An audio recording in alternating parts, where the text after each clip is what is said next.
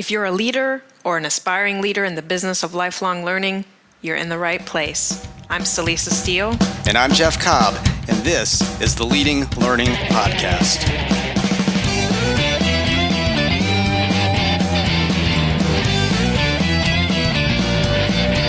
Welcome to episode 70 of the Leading Learning Podcast. This time around, Jeff and I are going to discuss what we see as the mainstreaming of lifelong learning, and we're going to reference in particular a special report that came out recently in The Economist.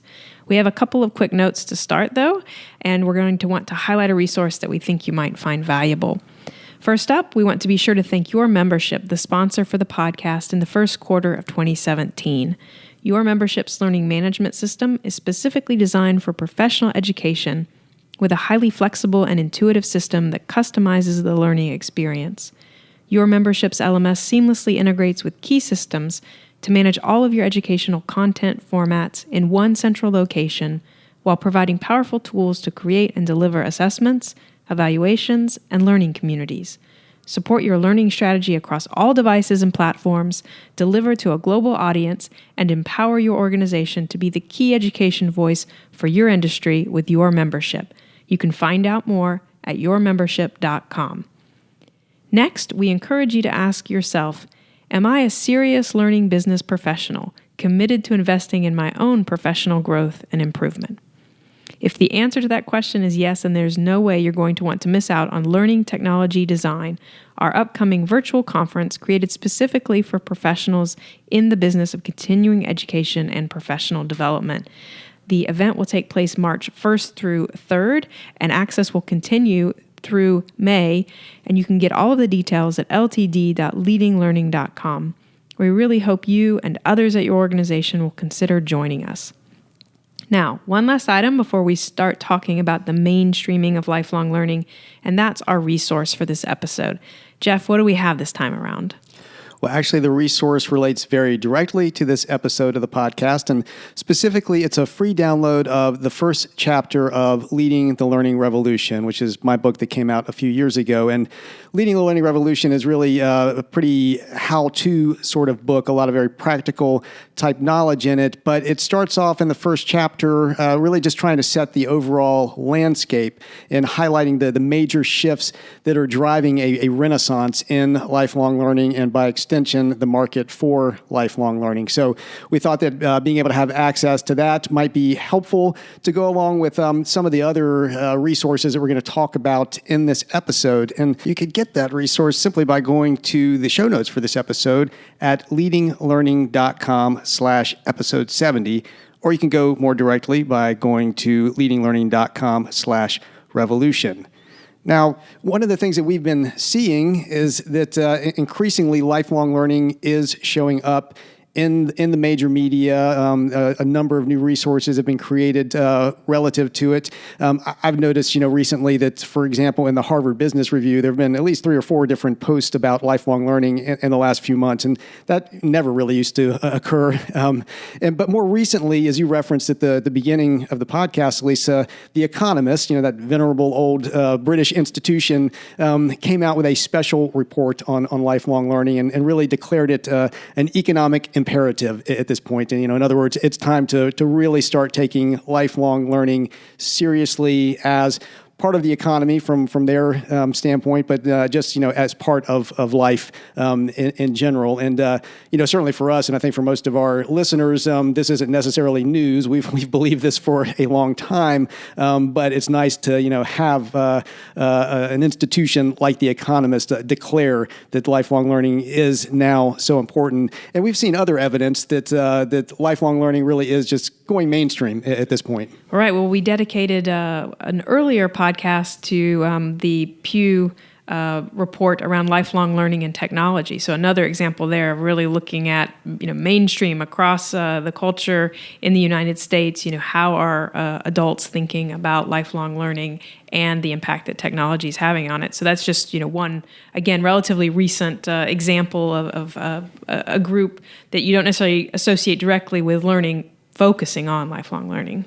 And I know it was north of 70% of people identified as lifelong learners in that report. And there's a lot of other great data in it. We'll also make sure we link to that from this episode. That's a free download that you can access. Obviously, you can access the Economist report as well, and read at least up to a certain point before they're going to try to get you to subscribe. And we recommend at least reading that far and potentially even subscribing for the sake of this particular report. And then, of course, you will have the download to the first chapter of Leading the Learning Revolution. But in general, I mean, if you're in this business of lifelong learning, in the market for continuing education and professional development, good news. Everybody's paying attention now. It's top of mind, and I think we're going to see more and more of that. Well, one of the things I really appreciated about the Economist report is that I felt like they gave good weight to the complexity of the issue here.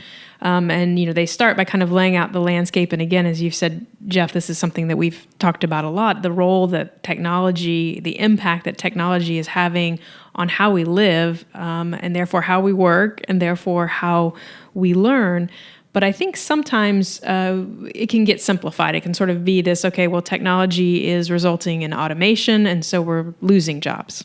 Right. But of course, it goes much deeper than that. We're certainly losing some jobs, but new jobs are coming along. And maybe most importantly, just the nature of all jobs seems to be changing at this point. And I think the argument has been, and the Economist highlights, as you said, they don't treat this as a simple issue. It's not just, I'll go get more education, so I'll be able to be employed in this new market. I'll kind of stay ahead of the curve. You can't really stay ahead of the curve. You have to kind of bend with the curve in a way. And they point out some interesting facts that yes, it's still valuable to have the formal education. It's still valuable to get the college degree. That's probably not going away anytime soon. But at the same time, wages have been flattening out for higher educated workers. So you can get the job, but the job may not pay as well. Of course, at the same time, for more low educated workers, the jobs could be disappearing. So there's that end of the equation. And a lot of times those higher educated workers are actually moving into roles that used to be populated by the lower educated workers. So, they're coming into work that's, less cognitively demanding, potentially less satisfying.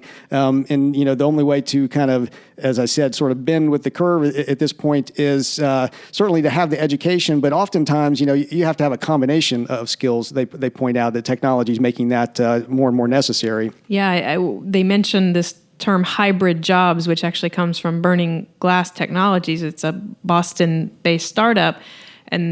But I think that was a really interesting point, that jobs are becoming much more complex. That whereas traditionally a job role might have looked for skills in competency A, now it's becoming this blend. It's A plus B plus C, and so you are coming up with these kind of hybrid jobs where you're. And I think we see this all the time where we talk to associations and they're looking for somebody who can, manage their learning management system, who can help with the marketing of the education products, who can maybe actually do a little bit of material creation. And so you're really a blending there. That is a hybrid job. Yeah, definitely. And they make the point that, vocational training is still valuable. And there's been a lot of call, I think, in recent years for maybe let's focus more on vocational training. Let's, go to the community colleges. Let's get people these hard skills in some of the complex emerging technical areas that are going to keep them employable. But as they point out, those vocational skills, they'll just get you to the table. But then it just keeps changing from that point forward. Whether you're in more of a skill-based or a knowledge-based job, you're going to have to keep learning. I mean, that's the bottom line, and that's really what's driving the need for lifelong learning, this idea that it's an economic imperative. And, it's obviously creating challenges, but it's creating a lot of opportunity at the same time. Now, they also point out that because they are really concerned with this from an economic perspective and the job market and how that's changing, that, you would think there would be a role for employers to play in this.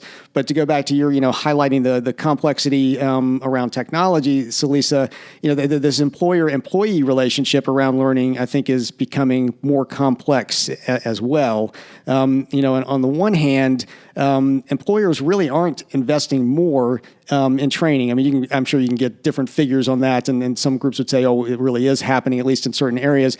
But in general, you can't necessarily count on an employer to continually give you all the skills you need to keep moving along in your job. And of course, if you're working for a smaller employer, which most people are, you may not have that much formal training in the first place. We've pointed that out before. Your average small business doesn't have an HR and training department that's got a formal program for people. So you can't necessarily count on employers to provide the education and training, but that doesn't mean that they're not expecting that education and training and learning to actually happen.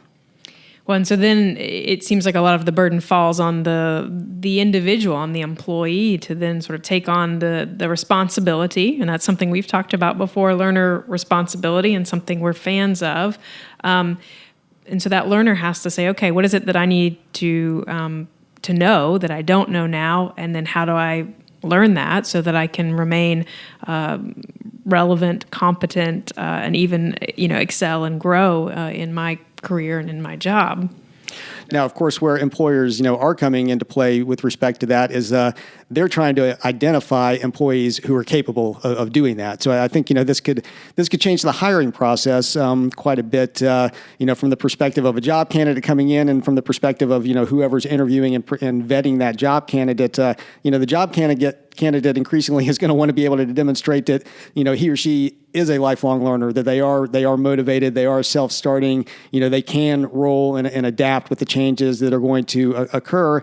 And employers, are going to get a lot more skilled at figuring out who those people are, based on their track record, based on how they respond in interview situations and that sort of thing. They're going to be looking for those types of employees, and not just at the big tech companies. I mean, I think The Economist refers to Microsoft and Google and some of those places that are actively doing this as part of their hiring and recruiting process. But it's going to apply, at all levels of employment going forward. And increasingly, employers are going to be looking at not necessarily directed training and specific skills. I mean, that'll still go on, but they're going to be looking more at those sort of meta skills. Can we actually teach people how to be better learners, so that if they come in with some good capacity for learning and personal motivation and growth, can we as employers capitalize on that and help them to do that more? And obviously that's going to redound to employers' benefits if they're able to do that. But this whole dynamic between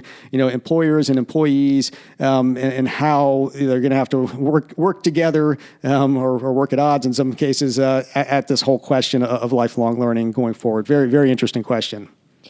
Well, and one thing that I know struck us both as we were thinking about the Economist report as well is kind of what we might call the philosophical implications of it, and certainly some social implications of it. I mean, as you noted, The Economist, as the publication's title says right there, it makes sense that they should focus on learning from this earning standpoint, and that's how they, name the report. But I believe, and maybe this is just the outgrowth of being a liberal arts, graduate, but I definitely believe that learning is not just about earning. Right. Definitely can help in terms of finding a career and a pathway to making a living, but really learning is much bigger. I know that I love to learn things that don't necessarily help me. In terms of dollars coming home, but that I'm still interested in. And so that sort of bigger picture, that interest and curiosity that people bring to learning, and all of that is tied in here. And there's also, and this is really kind of the social issue that would go along with that philosophical issue, and The Economist does make this point, that we have an issue right now of kind of the rich getting richer, because as we were just saying, if the onus and the burden of kind of the learning is really falling on that individual employee at this point, well, it tends to be the employees who already are relatively well educated, who already are earning at a relatively high level. They're the ones who sort of have the wherewithal to go figure out what it is they need to learn, how to learn it. They have maybe more flexible schedules and a little bit extra money that they can earmark for training and for learning than do those less skilled, lower paying jobs. And Yeah, and we've cited research before, for example, with respect to massive open online courses, MOOCs, which a lot of people saw as sort of the democratization of education. Everybody can get access to, the best universities, the best experts, engage in education globally. And the promise of that is fantastic, but the research shows that, that a large percentage of the people, the major percentage of the people who are participating in those MOOCs are actually already highly educated. They already have college degrees usually. Exactly, yeah. So, they've got the background, the motivation, the tools basically to be able to go out and take advantage of something like that. And so, what's potentially happening here is, you have automation and robotics and things like that coming along that are, pushing out a lot of lower skilled workers. You have, the sort of middle level workers potentially going into those cognitively less demanding jobs. So it's, kind of a hollowing out of the middle that you hear about in the economy sort of happening relative to knowledge and education and job roles as well.